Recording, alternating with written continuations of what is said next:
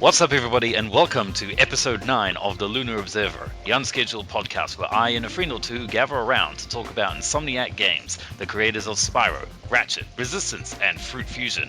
I am Kebabs, and joining me today is Division 10 once again. Yellow. So last episode was actually episode 8, Yes. and not episode 7. Yeah, that's what I get for not counting.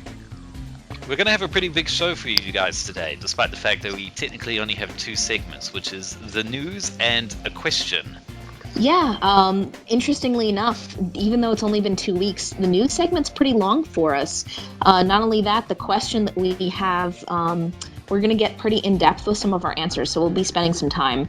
We also have an in-depth look at some of the screenshots and reviews that we were originally going to be putting in this episode, but time's gotten too long, so we're actually going to be, again, splitting it off into its own episode, strictly for talking about screenshots.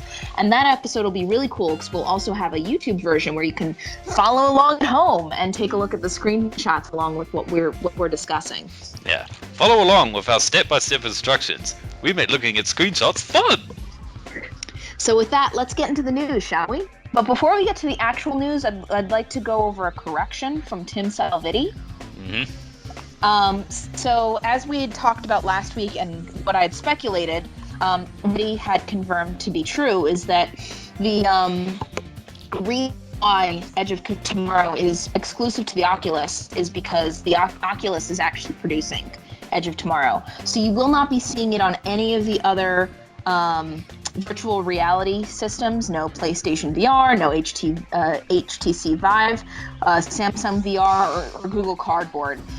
It's going to be exclusive to the Oculus, and it will stay that way. However, if they own the rights to Edge of Tomorrow, just like their post-Resistance output, like, say, Sunset Overdrive, by they, I mean Insomniac Games, that means that if there were to be a sequel and Insomniac owns the rights and not Oculus, they could probably shop it around to other VR options. But for now, if you want to play Edge of Tomorrow, you got to play it on the Oculus.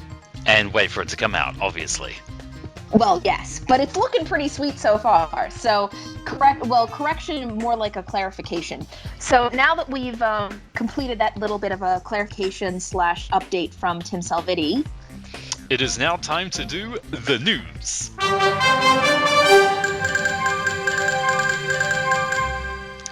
And the first item is that on November 6th, Activision Blizzard announced that they have launched their own film and TV studio.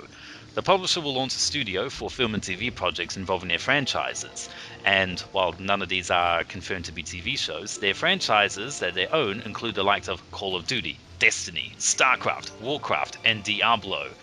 A Destiny movie would of course be hard because up until The Taken King, it had no story. But they're doing a Warcraft movie. yeah, there is already a Warcraft movie in production that isn't related to this film studio, which, I don't know, maybe would that cause trouble down the line, similar to, Marvel with Spider-Man and Fantastic Four and X-Men? Beats me, and that's, you know what? I'm not even going to begin speculating on how those rights are managed. but hey, Kebabs, how is Activision starting a movie studio have anything to do with Insomniac? I'm glad you asked that obviously contrived question, because the first project in their lineup is a cartoon series titled Skylanders Academy, based on the hugely successful Skylanders series that is now up to its 5th primary installment in this year's Skylanders Superchargers, sort of a kart racing game, which features Donkey Kong and Bowser, actually. It will be led by Futurama's showrunner Eric Rogers and feature the voices of Justin Long, who played the voice of Alvin in Alvin and the Chipmunks as Spyro the Dragon, Ashley Tisdale from Phineas and Ferb as Stealth Elf, Jonathan Banks from Breaking Bad and Better Call Saul as Eruptor, that's a bit weird, and Norm Macdonald from Saturday Night Live as Glumshanks. I don't know who any of those people are, those characters. Well, other than Spyro. Yeah, I'm a bit confused as to why they have Spyro in it anymore, because aside from the original Skylanders, I don't think I've seen Spyro on any promotional art for Skylanders games since. I honestly couldn't even tell you, because other than seeing it in GameStop, Little secret, I'm a huge Disney Infinity fan. Of the three major toys as video games things, being Skylanders, Disney Infinity, and Amiibos, I only collect Infinity. So Don't forget I Lego don't. Dimensions. Well, Lego Dimensions as well, but I consider that actually its own little category because the toys are actually Legos. Yeah, they. Whereas the other three are statuettes. Yeah, Skylanders you can swap out parts, but you can't really build them. Mm. Which is what makes Lego Dimensions so great, because you have actual Lego pieces that you can use with any of your other Lego sets. Yeah. So in that vein, I mean, yes, Lego Dimensions is sort of a toys as video games thing. What I find what's different about them is that all you really need for Lego Dimensions is the chip that comes with it. You can just play with those bricks as you play with regular Lego bricks. Yeah, I actually had a funny idea where, as an example, some of the sets actually have proper full-scale Lego sets. So one of them is Back to the Future. Now, if you're clever enough, you could actually stick the ID chip onto the bottom of the actual Back to the Future DeLorean car, and then try and fit that on the pad, and it would still technically work because the game's only looking for the chip, not the model on top of it. Yeah, when you change the models in game for like your mounts, you're changing them in game. You're not actually rebuilding them unless you want to. Yeah, exactly, which is convenient because I would like to keep my DeLorean in the Part 2 flying mode, thank you. So tangent aside, Activision says that they also envision films and perhaps TV shows based on Call of Duty. You know, the obvious Saturday morning cartoon material. well, there is G.I. Joe. I really wouldn't put it past them. With Kevin Spacey? We'll see where it goes. But honestly, Call of Duty handles a teenage audience. I wouldn't be surprised if there was a Futurama-style show for Call of Duty. Yeah. A cartoon aimed at the Adult Swim block. Going back to the title of the TV series, Skylanders Academy, sounds like it would be a show that's sort of like the Skylanders in high school, learning how to be badass. Yeah, or just like in some kind of superhero training or something. Yeah. Considering their choices, it really sounds like these are like their sort of key characters from each of the major Skylanders. Yeah. I mean, I've never heard of them because I don't really play Skylanders. I pretty much stopped playing Spyro after the disaster that was Enter the Dragonfly. I don't think I've ever played Into the Dragonfly. My last one was Season of Ice, Season of Fire. Yeah, Into the Dragonfly was not good at all. It was rushed. It had one hub level because that was all they had finished. The story involves Ripto coming back with Crush and Gulp, even though, you know, the latter two were killed in Spyro 2, and the last one was killed by way of falling into lava. And the game features ridiculous loading times. We're talking like a minute. That's really long for loading times. Yeah. Funnily enough, though, it still featured the music of Stuart Copeland, who did the music for the first three games, so that, at least, is good. Oh, just music isn't enough to make a game, unfortunately. I know, but silver lining to everything. There's always a grain of quality in any bad game. So, on that note of execution, Activision, why don't we go to the other? There's really two pieces of news that are sort of intertwined. Yeah. On November 20th, Sony revealed how the three new Star Wars games were able to run on PlayStation 4 via PS2 emulation. The three games are Star Wars Racer Revenge, Star Wars Bounty Hunter, and Star Wars Jedi Starfighter, which are included with the PS4 bundle of Battlefront, the new Star Wars game that's released for The Force Awakens. The fourth game actually is Super Star Wars, although I highly doubt that there will be SNES emulation for the PS4 because, well, what's that platform on Nintendo called? Not the eShop, the one where you can play SNES games and stuff. Virtual console. Virtual console, yes. Which is Yeah, but Rare Replay emulated Conkers and such, so I wouldn't put it past them. okay. So does that mean we can look forward to Super Mario World on PlayStation 4? I doubt it. I mean, these aren't first-party games; these are third-party games. So, for example, Rare Replay has a whole bunch of Nintendo games, including all the way to the N64. It goes back even further. It goes to the NES. Oh yeah, it goes all the way to the NES. But I'm saying it goes as far forward as the N64.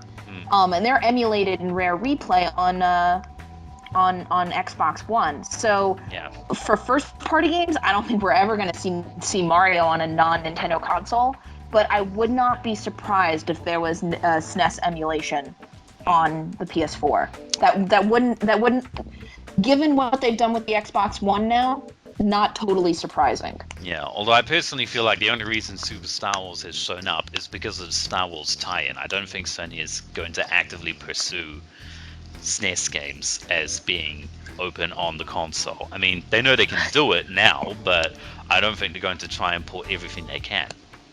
No, I agree. I think this is going to be up to individual publishers to decide what they want to do with some of these older games. I'm just really happy that some of these very old games are being able to come back.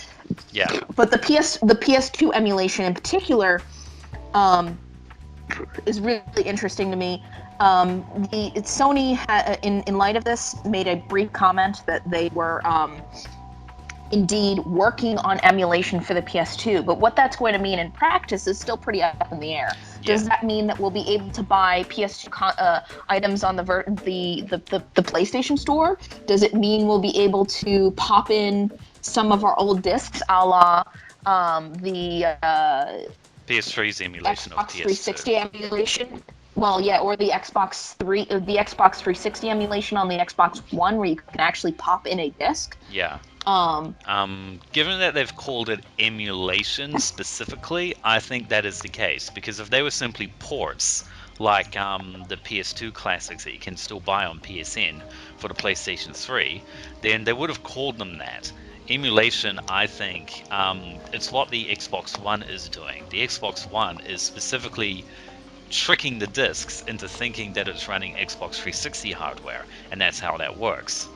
So that's why I think we should be able to pop in those discs, hopefully. Well, I don't know. They could also be going the route of they may not be able to read the discs because we're talking about old discs versus a Blu-ray player. Now, granted, yes, a PS3 can read PS2 games, but if they don't have that built into the system and there's no way to physically read it on your console, the other option is I don't see why not, because I can pop in DVDs into my PS4 and watch those, and PS2 games are made on DVDs. Yes, they are. I'm trying to think if there's any there are any ones that were built on CD, and there's like one or two that were actually CD games. Yeah. But for the most part, they're DVDs. I actually own one of those games that was a CD game. The competitor to Dance Dance Revolution is actually on a CD, not on a DVD. Huh. Some of the one of the other unknowns is if there is a way to transfer old memory card saves from PS2 cards, because I actually still have those. Yeah, how would you even do that? There's nowhere to plug in a PS2 memory card. I know that Sony and some third parties did actually release memory card adapters that connected via USB. Yeah, for if you had a PS2 game you're plugging in to the original PS3s. Yeah. I have a newer PS3, but I still have my old PS2. Yeah. That sort of idea was more relevant when the PS3 came out, and it actually had emulation, at least for the launch US consoles, but it's less relevant now, sort of 10, 15 years after the PS2 launched. We also do not know if this is complete 100% PS2 emulation that will also include the PS2's own PlayStation 1 backwards compatibility.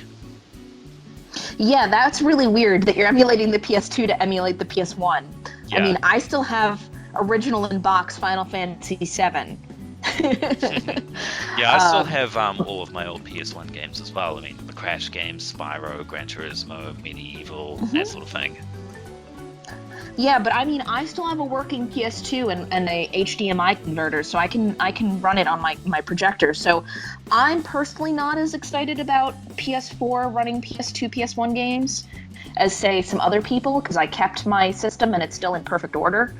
But I know a lot of people are and will be very excited about this. And this might also, coming back to GameStop, starting to buy back people's PS2 games and resell classic systems and games, may see a resurgence in some of these old discs. Yeah.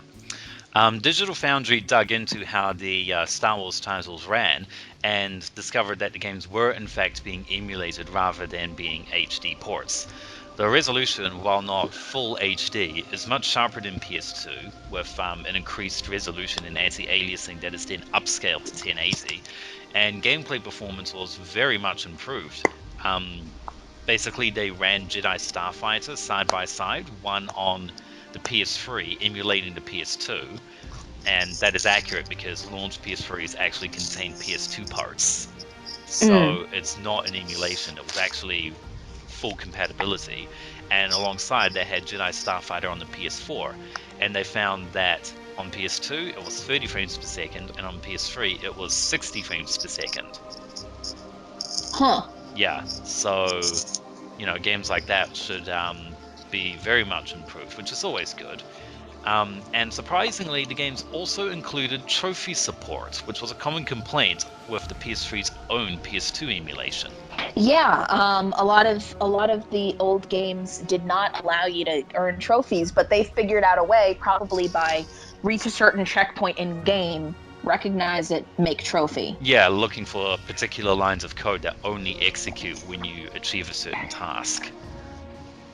Now, this emulation has big implications, I feel, on the release of the upcoming PS4 Ratchet & Clank game, because if any of the PS2 games are supported, either through disc or digital re-release, then it will mean that there will be a Ratchet & Clank game available on every PlayStation platform aside from the PS1.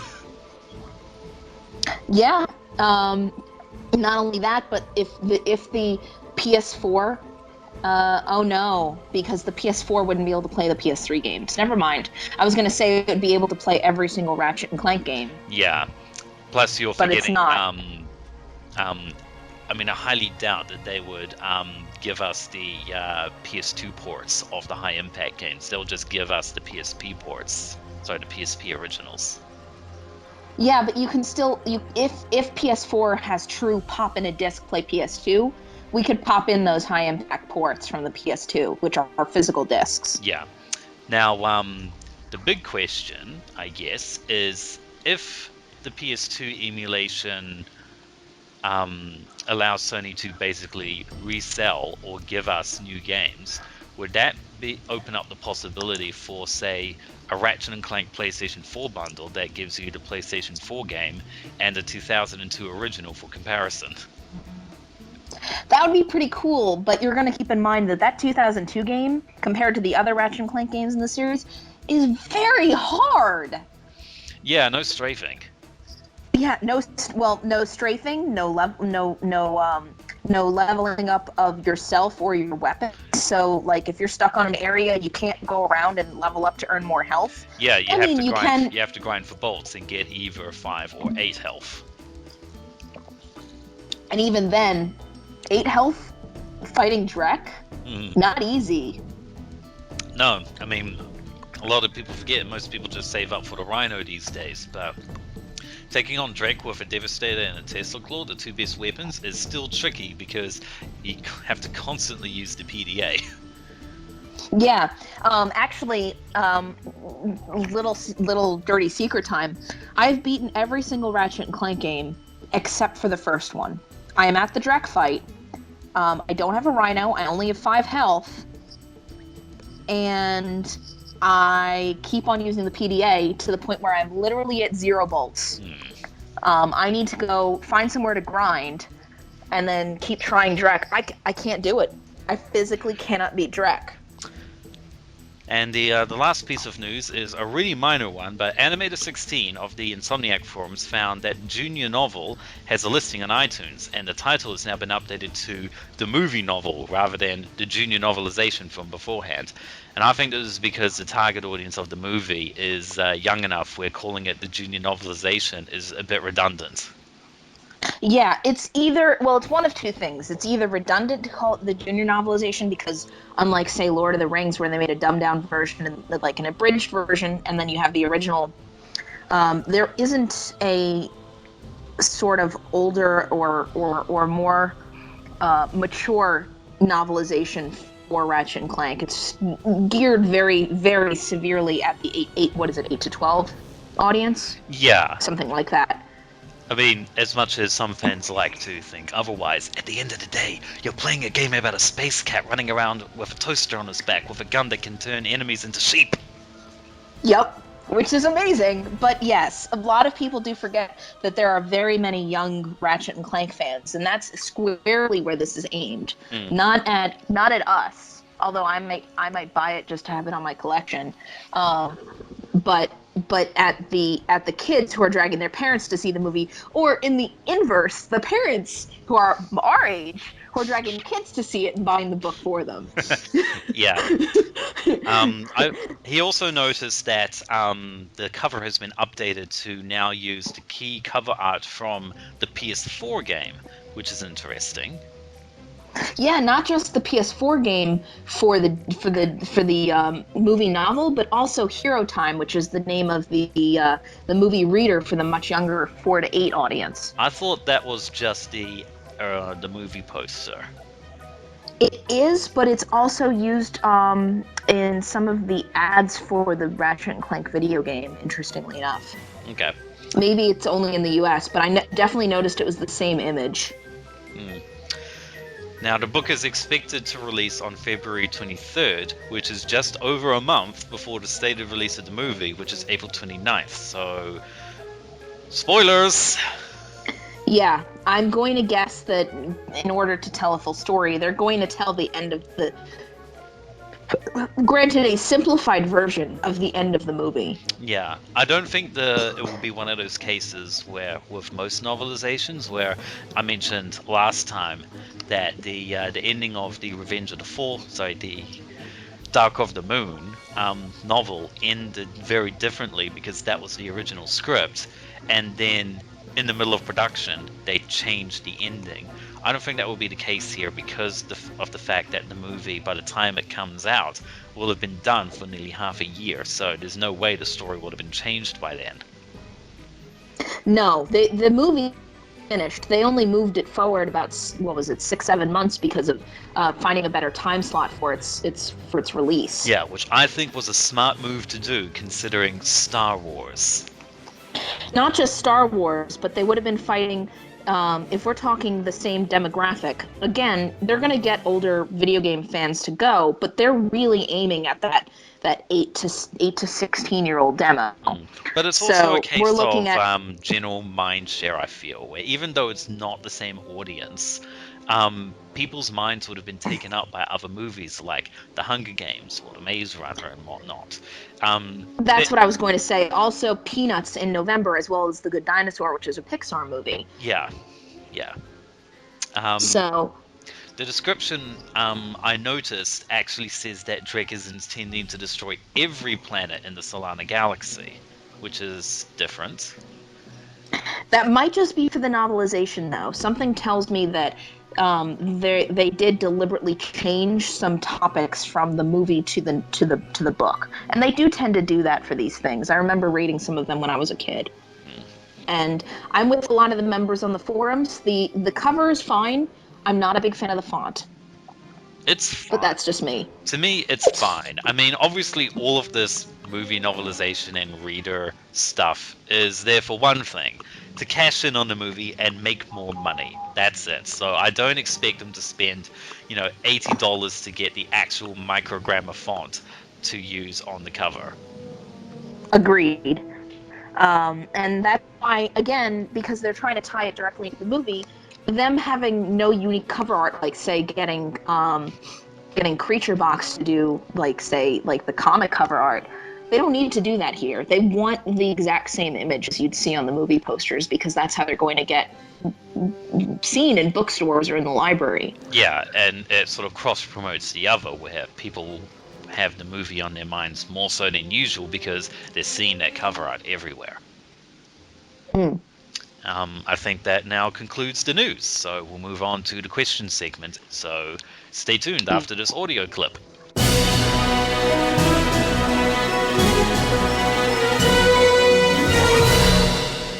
So now we're into the question section, and we have one question from Weasel 188,900, which is a lot of weasels.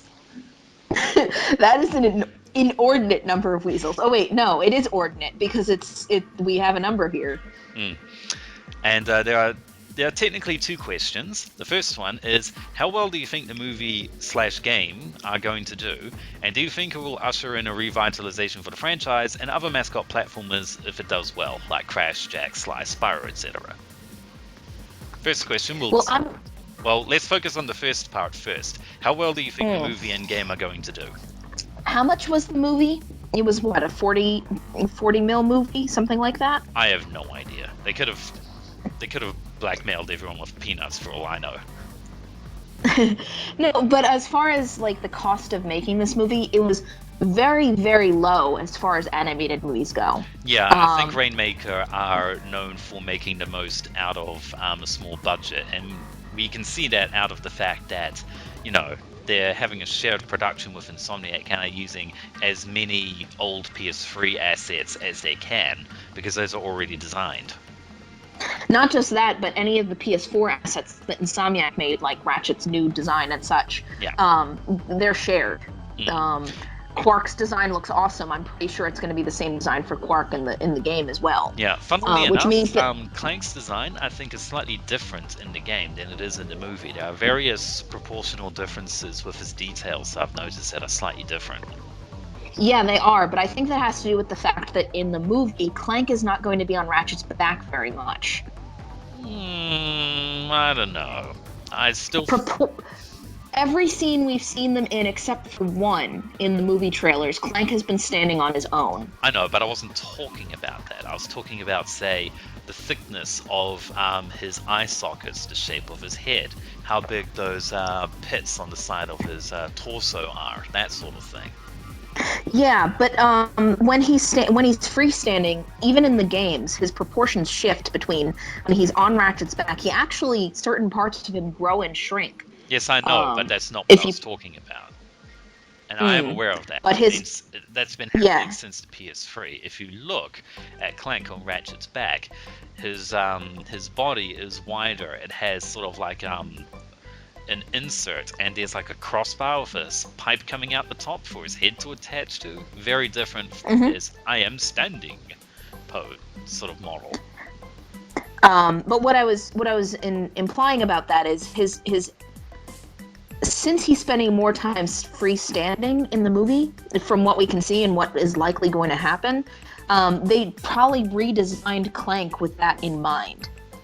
Again, I disagree, because he stands plenty in most of the cutscenes, and they haven't had to do a major design shift to accommodate for that. And I don't see why they would. But anyway, getting back on the question. Yeah, how well do you think the movie/game are going to do? I think it's going to probably, it's going to definitely make back what it cost, and then how much of a profit. I think it'll be modest. It probably will make double what they spent, probably another $40 million in profit is what I'm going to guess, which at about 80 total. 80, maybe 90, which doesn't sound like a lot, and it's not for a major blockbuster movie, but this is still a niche title. Yeah. I'm not good with numbers, as evidenced in my counting of the episodes of my own podcast. So I'm not going to guess myself on the numbers. I think the movie will do okay. I don't think it will be... I'm going to be brutally honest. I don't think it's going to sell like gangbusters or whatever a gangbuster is. And I'm kind of skeptical that it will do even, pretty good. I think it will just be okay because of the fact that, well, it depends on the marketing, but also the fact that it's coming a week after Angry Birds as well. Right, there's that too. But the weird thing about a lot of these children's movies, and I've done quite a bit of market research just for I'm a data analyst. That is my job. So I do some market research for funsies just to keep my skills fresh. You have the skill set for this. Yeah, this is my jam right here. By the way, if anyone's no, joking. I have a job, but I do stuff like this for fun, just to keep skills sharp, because my day-to-day job doing data analyst is in a very, very specific niched field. So I've always been interested in both game and movie analysis, which is not what I do day to day.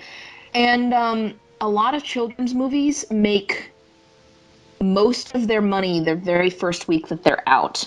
They earn a huge push their first week and it immediately drops off thereafter. Actually, most movies nowadays tend to do that, but movies that are very clearly marketed as kids movies do it the hardest for a few reasons. One of them being is that movies marketed strictly at kids are not necessarily the best movies. That's not Transylvania too. Which is funny because the first Hotel Transylvania is pretty good. Yeah. Also, it's Jendy Pertavasky, and I'm probably butchering his name, the same guy who did Dexter's Laboratory. So, anyway. Huh? I just shouted Dee Dee in Dexter's voice. Moving on. But even if there are the occasional gem, if it's not Disney or Pixar or Ghibli, and even Ghibli has hard time getting foothold in the film market in the United States, it usually does much better on home video. Kids movies they make it all in opening weekend, and then they just get bonuses thereafter. So it being 1 week after Angry Birds may sound like a bad thing, but everybody who would have wanted Angry Birds saw it the week before. Yeah, the thing is that you're still watching two movies, one week and another movie the other week, and movie tickets aren't as affordable as they used to be. So no, I still think there will be a bit of a choice where you either get to watch Angry Birds or Ratchet and Clank. This is true, and it's all going to depend on their respective marketing pushes early next year. Yeah. Honestly, I think Angry Birds has a much bigger marketing budget than Ratchet and Clank does. Yeah, definitely. It's got a lot more muscle behind it, even though ultimately a lot of its own budget went to the fact that it was making entirely new assets, had to hire voice talent that Ratchet and Clank's main voice talent isn't nearly as expensive as a lot of the celebrity voice talent that you see in Angry Birds. And that eats into a movie's budget real quick. So Ratchet and Clank doesn't need to sell gangbusters in order to do well. Will it do well? I think it will. Will it make a ton of money? No. You can't say that on this podcast. You can bleep me out. Yeah, I'll probably have put in some sound effect explosion or something. Now, it's a slightly different scenario when it comes to the game, I think. Because as much as it is tied into the movie, it is much more able to stand on its own, I think, than the movie is, because the movie is in a market where it has not appeared before. With the PlayStation 4, it already has a very well-established audience. It has an established audience, but better than that is that there really aren't. The PS4 doesn't have too many quote-unquote new AAA games on its console yet that are exclusive. Yeah, that didn't come out at launch, or sort of around about launch, like Drive Club or Infamous or The Order. The Order, isn't it also on PC? I mean, we're talking No, true exclusive here. It's not. The Order of Um, 1886, the one that didn't really go down so well from yeah, I've heard. Idiot Dawn. I heard it bombed. Yeah, well, in terms of reception anyway. Um, Mm. Yeah, I also think another aspect that will help out the game is something that has been on my mind before as to why Ratchet and Clank isn't as relevant now as it used to be. Not, it's not as relevant as it was during the Future Saga. It is certainly not as relevant as it was in the PS2 trilogy era. I think Up Your Arsenal was the franchise's big peak where everyone was playing it. And I think that has a lot to do with the fact that after A Crack in Time, everyone, including myself, was expecting Insomniac to, put the game on a bit of a break and sort of not do another game until maybe late in the PS3 cycle or around about now with the PlayStation 4. At the same time, they were also opening up their Durham, North Carolina studio, and that is that studio is mostly made up of folks who worked on Ratchet and Clank, people like Chaz DeZern, Creature Box, Brian Allguy, etc. And it made sense for them to do a Ratchet and Clank game with All for One and Full Frontal Assault to, sort of establish their name as a studio. But I kind of feel like that was a mistake to do that, because what it did was that it gave us two Ratchet and Clank titles that nobody was really interested in having. It gave us Into the Nexus, which I think was a pretty good game, but even that game, by the time it came out, nobody was really interested in playing Ratchet and Clank anymore because it was just releasing a new one every year and nobody was interested in it anymore. They oversaturated it and sort of, as Colin Moriarty would say, they went off into the weeds. Yeah, they were just. I think the big issue is that there were too many games too quickly. Yeah. I feel like All for One, I believe it was mentioned that they made it because, and I remember this, during Tools of Destruction, in addition to complaining that Tachyon was not as good as Nefarious, and they should have just brought Nefarious back, the other main complaint was the fact that it didn't have co-op, like Deadlocked. And I don't think that was a legitimate complaint, considering that Deadlocked was very multiplayer focused and mission based, so it made a lot of sense. But they wanted to tend to that co-op nature, and I think they would have been better served if they had came up with their own new property or franchise to cater to that market, so that they don't oversaturate the market with Ratchet and Clank games. Because if we hadn't had a Ratchet and Clank game since 2009, I think there would have been way more hype behind the PS4 game. Yeah, if they'd spread it out, and you know what, I liked both All for One and FFA. Yeah, it was so nice to be able to play a Ratchet and Clank game, Ratchet and Clank style game with friends. Yeah, so did but, I. But I know for a lot of people it was a huge departure, and they were annoyed. Yeah, those two games sort of drove a lot of fans away from the series in terms of their interest, if not their passion. Which is why I think that the hype for the PS4 game is a bit soft.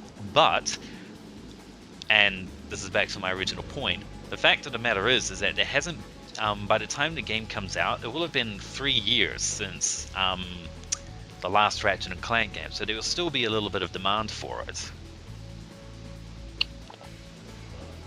But everybody I know and everybody I've talked to, New York Comic Con and elsewhere, are super excited for the new game. Yeah. And so again, super small sample size. You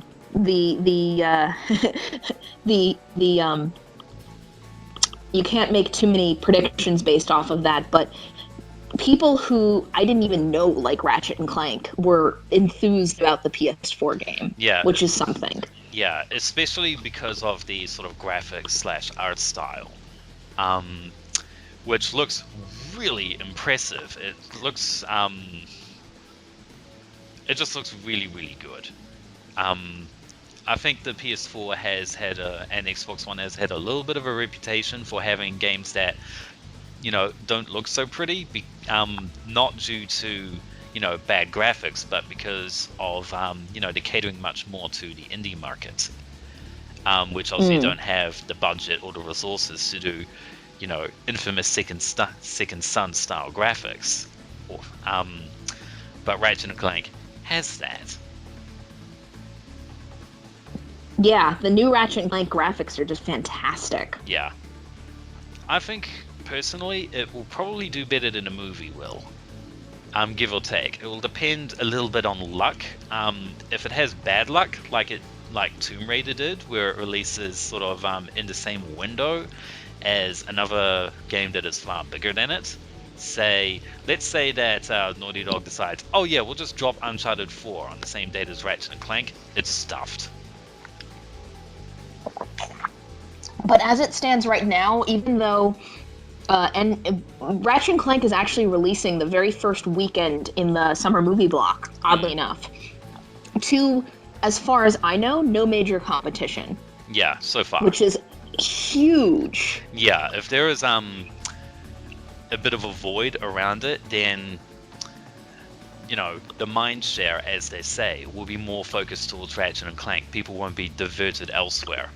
Yeah, well, actually, they could still be playing Fallout at that point, but anyway. But the big one is that end of April isn't a big time for new video game releases.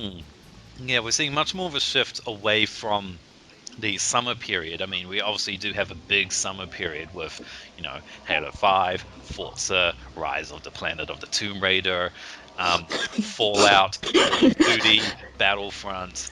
Still big games, but February has become the second summer. Yeah. And I think, publishers are warming up to the idea that they don't have to cash in for Christmas all the time. Because if you cram all the video games in one block, then there are going to be losers.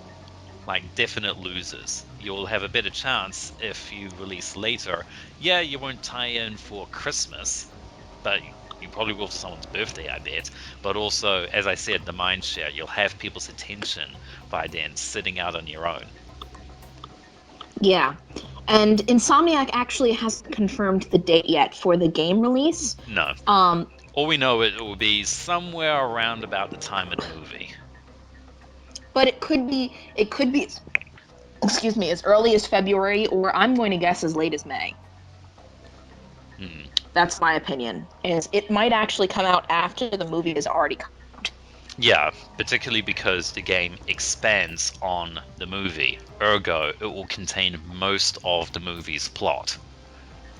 As well as, and it's been confirmed, I think, what is it, 30 to 40 minutes of cutscenes directly from the movie? If the movie's only 90 minutes, that's a third of the movie right there. Yeah, I mean, obviously some bits will be replicated. I think scenes from the movie will be shortened a little bit to make it more video game cutscene style, but it will ultimately be telling the same story as the movie. You could almost, I bet, combine the two to get the full tale, which I bet someone will do on YouTube.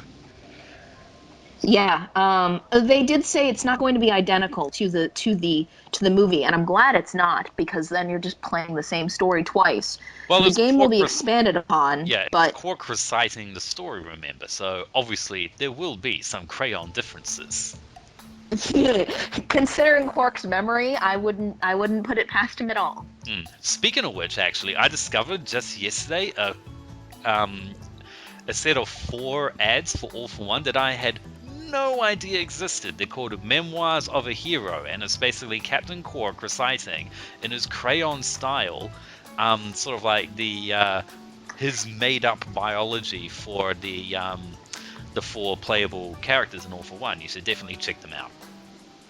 Yeah, they're pretty cool. And if you have the non-special edition, I don't know about international versions, but the US version, if you flip the cover of the case for All for One Inside Out, it is the crayon drawings of Quark. Yeah, Copernicus Tied quants into awesome those adventure ads. in 3D through time and space. In space. Yep. Now, So I second think we've half of the, covered. yeah, second half of the question. Will it usher in a revitalization for the franchise? I think it will, and other mascot platformers if it does well. No, Yeah, is my answer. I don't think so either, and I think there's a bit of a misconception because if you talk to most people, they will say platformers, especially mascot platformers, are dead. And I disagree. One, Mario still exists, so platformers are not dead. Two, mascot platformers are sort of a subgenre of platformers. You have side-scrolling games like classic Mario, Mega Man, Shovel Knight, that sort of thing. And you also have, more traditional 3D platformers like Sly, Jack, Mario, Ratchet, of course, and Sly Cooper, that sort of thing. And with the exception of sort of like a down period through most of the PlayStation 3's era, I don't think platformers have ever really gone away if you know where to look. Yeah, they've sort of moved. They've moved to handhelds. They've moved to the indie titles. But if you're talking about those mascot platformers that we're mentioning, the specific ones that Weasel's talked about, Crash, Jack, Fly, Spyro. Let's break each of those down. Spyro is no longer owned by. Spyro was never owned by Insomniac. Spyro is now owned by a company that is using it in a non-platformer style. Yeah, I don't think it's in Skylanders. Yeah, I don't think the onus will be on Activision to make a Spyro platformer if the game does well, because Super Mario Galaxy 1 and 2 came out, and they still didn't make a platforming Spyro game. Jack was Naughty Dog, but Jack falls in the same boat as Ratchet and Clank. Naughty Dog doesn't own the rights to Jack. Well, more than that, they don't seem to be interested at all in returning to Jack and Daxter. They tried to do a Jack 4, and we saw concept art for that with a realistic Jack and Daxter, which are ugly, by the way. I'm so glad they cancelled that, because I would not have wanted to see Daxter looking like that. But the short version is Naughty Dog's moved on to Uncharted. Yeah, so if you want a platformer, whatever is beyond that, they look forward rather than looking backwards. Crash Bandicoot. Who owns Crash Bandicoot now? Same as Spyro. It's Activision. It's Activision. Except yeah, that's Crash what I thought. Bandicoot has been dead for years. I'll just look it up on Wikipedia. Crash Bandicoot, and look up what the last game was and how long ago that was. The only one of these games, while you're looking that up, would be Sly, which is one him last, because the movie is in development for Sly, and while he seems fairly unlikely, I would not put it past them to make another Sly game to tie in with the movie. Yeah, Sanzaro, I think. I haven't played A Thief in Time, so I'm not sure if it's done this, but I would not be surprised if A Thief in Time sort of wrapped up and concluded the story in a manner similar to Honor Among Thieves, the third game. Okay, now that I look at it, the last Crash Bandicoot game came out in 2010, so 5-6 or so years ago. Well, more. I didn't even realize that there was one that recent. What was it? Let me see. Racing. The last core game was Crash Mind Over Mutant in 2008. For comparison's sake, that was the year Quest for Booty came out. That's how long ago it was. Yeah, that's almost 8 years at this point. Yes. And the last actual of any kind game that was released was Crash Bandicoot Nitro Kart 2 for mobile. Yeah, which was either an endless runner or a racer. I remember that. It was a racing game. So it's been, depending on who you ask, 5 to 7 years since Crash Bandicoot came out, and I personally think that the franchise is dead unless Naughty Dog wants to swoop in and say, yeah, okay, we'll work with you to publish the game like the old days, but just this once. Yeah, of all the ones that were mentioned, Crash, Jack, Sly, Spyro, the only one that is a snowball's chance in heck of returning would be Sly. A snowball's chance on Gaspar. Yup. Yeah. The only one that has a snowball's chance on Gaspar of returning would be Sly. Crash. Or Riken 5. Or Riken 5. Yeah, Riken 5 is pretty hot. I'm trying to think of any other planets with lava in Ratchet and Clank. Tabora? That's an entire desert. That is true, but there is no lava on Tabora. The canyon. Oh, right, inside the canyon where you fly with the glider. Yeah, you make a crash and Ratchet's like, oh no, I'm spinning! Ah! Yeah, there's that whole canyon area. It's been a while. I love going. Going Commando was my favorite. I'm not gonna lie. There is one thing that I haven't quite understood, which is even though the rights to the series of Crash and Spyro are owned by Universal, at this point, Insomniac is a full-on third-party developer. I mean, I know they always have been, but they were effectively second-party with how much they work with Sony. They're third-party now in spirit, certainly.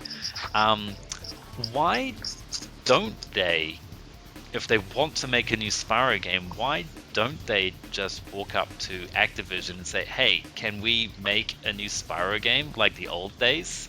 Because why would Activision say, no, we don't think it will make money? Because Insomniac's name on a Spyro game, I think, would.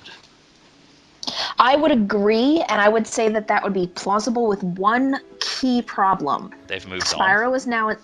Spyro, well, ignoring that. Spyro is in Skylanders, and Skylanders is a very different game with a very different demo. It's a much younger demographic. I mean, yeah, Spyro and Ratchet and Clank are still all ages games that can and do lean younger. Yeah, I think Spyro, with the exception of like Digit & Dash and Fruit Fusion, I think that Spyro caters to the youngest demographic of all of Insomniac's games. Yes, it does. It is a very kid-friendly game. Insomniac's really not seen as kid-friendly anymore. Young, yes, but not like, we're not talking 6, which is where Skylanders is targeting really young. And there's a bit of a mismatch there. Even if Insomniac could deliver on a very young game, and I know that they could. There's still the issue of Insomniac's name being on a Spyro title today might make people think that it's not meant for the demographic that they're aiming for. Again, personal opinion. Yeah, again, I disagree because early in the PS3's life cycle, they did do a big age demographic change. They did Resistance and Ratchet, two very different age brackets. Yeah, but even then, Ratchet had, like, the sub-stories in the Future Saga were way deeper. Genocide of the entire Lombax race. Now, granted, I'm going to give, 9-year-old spoilers now. They weren't all killed, they were all moved to another dimension, but still, for a very good part of the game, you assumed that all of the Lombaxes had been murdered. Ratchet's parents had very clearly been murdered. Well, not only that, but the smuggler explicitly mentions that the Cragmites have actually wiped out a race or two. Yeah, no, and like the Future Saga in particular is quite dark. In terms of the backstory, not the upfront presentation. True. I mean, it's still a very colorful, bright shooter. All ages friendly, but if you sit back and take 5 minutes, the fridge horror of Ratchet and Clank in general, it's a pretty. The only reason why Solana, Bogon, and Polaris are getting better is because Ratchet and Clank is going and cleaning up the worst of the lot. So no, I don't. Neither of us think that the Ratchet and Clank game will usher in a revitalization for other mascot platformers, because Mario couldn't, and sorry to say, but Ratchet is not on the same level as Mario. Yeah. Now, the short answer is if there are mascot platformers if you want to look for them. Everything from Braid to Shovel Knight. But they're not being revitalized because of one strong platformer. Yeah. And of the ones that Weasel specifically mentioned, of those four, I think the only one that has a chance of coming back is Sly, and that's because of the movie that's supposed to come out. Yeah. To be fair, I don't think he was asking whether it will cause those other franchises to come back. I think he was citing specific examples of sort of platformer styles that might come back through new titles. Yeah, I mean, I think what's going to happen is it's going to move to the indie scene, and that's what we're seeing. It already has. It already has. My personal favorite, by the way, if you want my recommendation. Well, I mean, Ukulele's awesome, and I'm excited for it. But as far as games that have already come out that I could recommend, Thomas Was Alone. If you want a good mascot platform that already exists, check that one out. I thought you were going to say Thomas the Tank Engine, and I would have been confused as how that could have been a platformer. Nope, Thomas Was Alone is fantastic as far as the mascot platformer goes. And that does it for the question section. And so with that, we are going to be ending episode 9 of the Lunar Observer. Catch us soon. In 2 weeks, we're going to be heading to PlayStation Experience or PSX, where we're going to be doing an episode live right there from the convention. And keep a lookout for our YouTube special, where we'll be covering some of the screenshots and images from the various trailers and in-depths. Yeah. I doubt we'll actually be doing it in the convention center. I'm thinking more sort of in the hotel room across the street. Yeah, it's going to be a little bit loud in that con center. Plus, I'm going to be in about, 60 pounds of Ratchet costume. So I don't know how well you'd be able to hear me. Yeah. But you could at least prod Mr. Zircon for a quote or two. Yeah, I'm not bringing Mr. Zircon all the way up to San Fran. Unfortunately, the shipping for Clank alone is going to be like $60. So no Mr. Zircon, but I could actually detach his voice box and bring it with me. Yeah, you could do that. Mr. Zircon hates not having a body. Or a brain, for that matter, because the brain's a separate thing. Well, Mr. with that, we're going to end the show. Able to think. Not that he does to begin with. Yeah, that's true. We're going to end the show here, but catch us soon, right?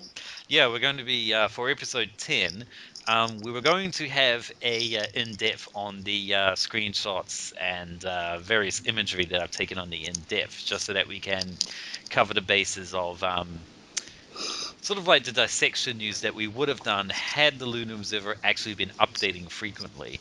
And we're going to be splitting that off into its own episode 10, which we will upload onto YouTube, where we move to various screenshots. We will show that on the video, so you'll know what the hell we're talking about.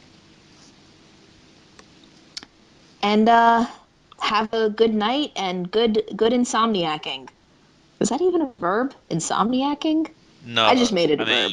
I just call that staying up at night, really. I mean, I'm not exactly texting everybody going, "Yo, I'm insomniacking." On that note. Yeah, we're going to end the show. Bye. Bye.